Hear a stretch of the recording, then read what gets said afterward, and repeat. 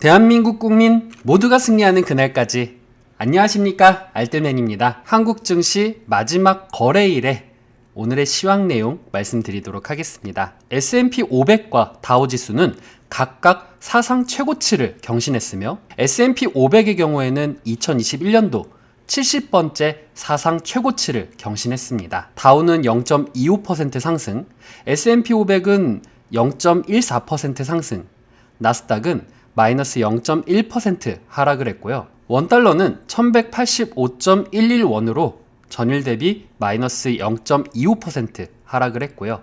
빅스 지수는 16.95로 전일 대비 마이너스 3.36% 하락을 했습니다. MSCI 코리아 ETF 같은 경우에는 78.88로 0.09%의 상승을 나타냈습니다. 헤네시 가스 유틸리티 펀드 포트폴리오 매니저인 조시 웨이는 올해 S&P 500은 약 30% 상승을 했으며 좋은 시간은 앞으로도 계속될 것이라고 말을 했습니다. 코로나 이슈는 계속되고 있습니다.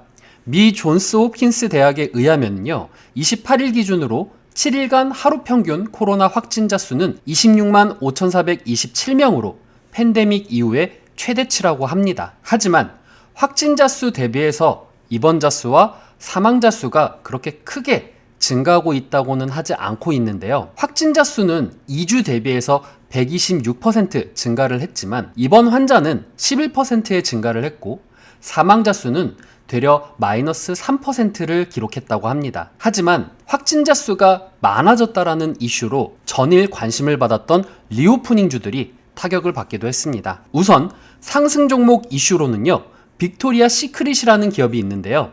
의류 소매 업체입니다.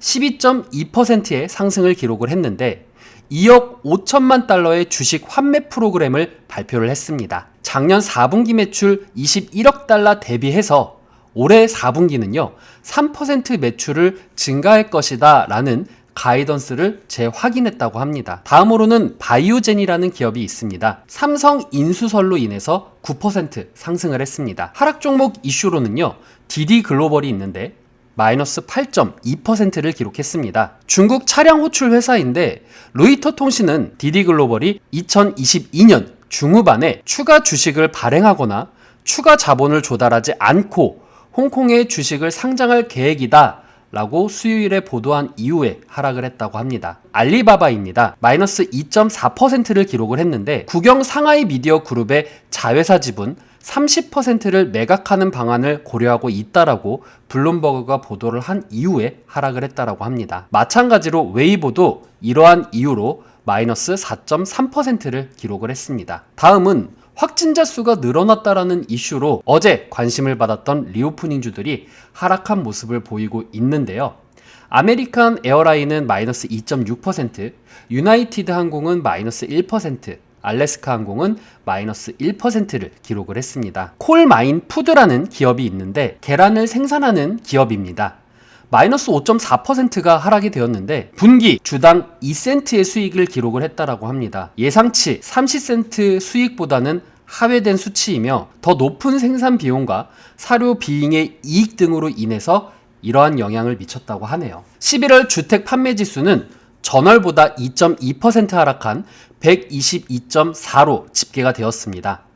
지난달 7.5% 상승 이후에 하락을 나타내고 있고 그리고 예상치 0.8%보다는 상승될 것이다 라는 컨센서스보다는 하회된 수치입니다. 목요일에는 워싱턴 주간 실업수당 청구 건수가 발표되는 날입니다. 첫 번째 실업 신고 건수는 지난주보다 약간 증가할 것으로 예상은 되지만 팬데믹 이전 최저치에 근접할 것으로 예상이 되며 이는 근로자에 대한 높은 수요가 새해에 쏟아져서 들어옴에 따라서 노동시장의 지속적인 회복을 시사한다라고 합니다. 다음 CNBC에서는 재미난 이슈가 있었는데요.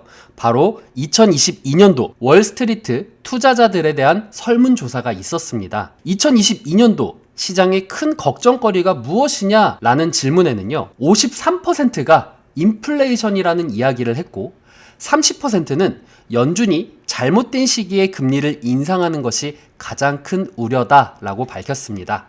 17%는 지속되는 전염병의 경제적 타격이 가장 큰 걱정이라고 얘기를 했습니다.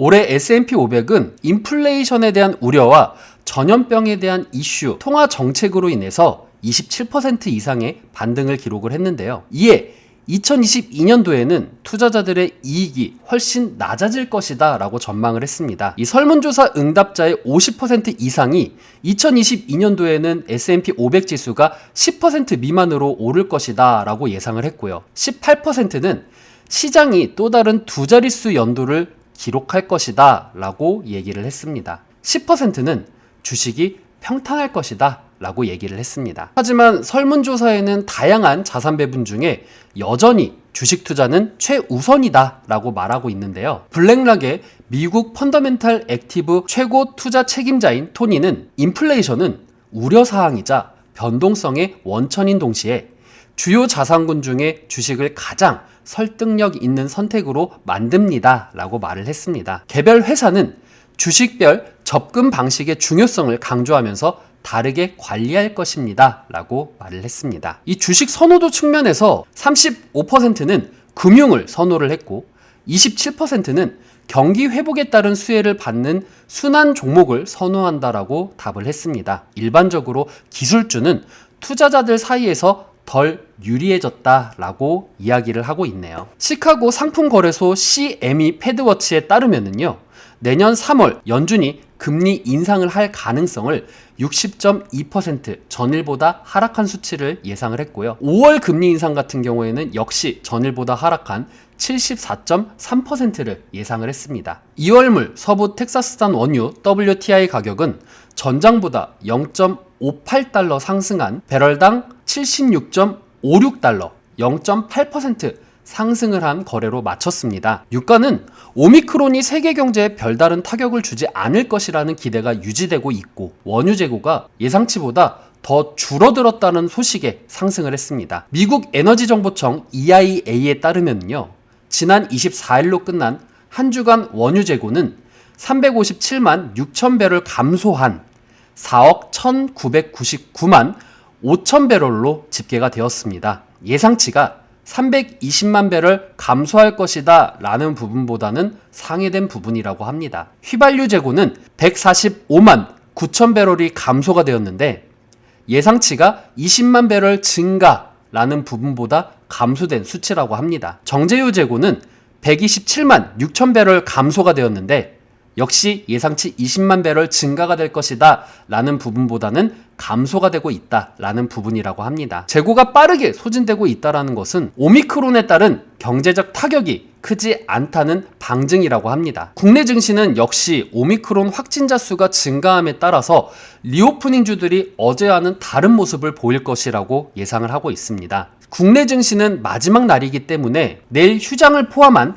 3일간의 휴장으로 인해서 증시가 크게 올라가기에는 부담감으로 느껴질 것이라고 생각을 합니다. 3일간 어떤 이슈들이, 어떤 변수들이 나올지 모르기 때문인데요. 때문에 지금 현 시각 10시 5분을 기준으로 해서 양시장 개인들은 사고 있고 외국인과 기관들은 팔고 있는 모습을 보여주면서 시장을 하락시키고 있는 모습을 보여주고 있습니다. 그렇다고 하락에 대한 이슈가 크게 나온 것도 아닙니다.